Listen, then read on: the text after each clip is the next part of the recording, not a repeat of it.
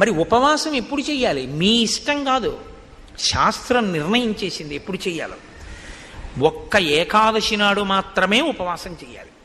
ఏకాదశి తిథి ఉపవాసం, ద్వాదశి పారణ.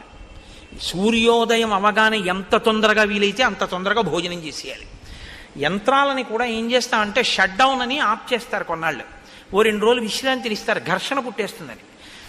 మీరు ఈ శరీరంలో కొన్నింటిని ఆపడం మీ తరం కాదు, ఆపకూడదు కూడా.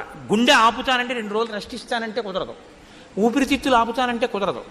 కానీ అన్ని అవయవాలకి కావలసినటువంటి రక్తాన్ని తయారు చేయడానికి, తీసుకున్న పదార్థాన్ని జీర్ణం చెయ్యడానికి ఈ వ్యవస్థ నిరంతరం పనిచేస్తుంది. నిరంతరం పనిచేసే ఈ వ్యవస్థకి విశ్రాంతినిస్తే అది మరింత సంతోషంగా పనిచేస్తుంది.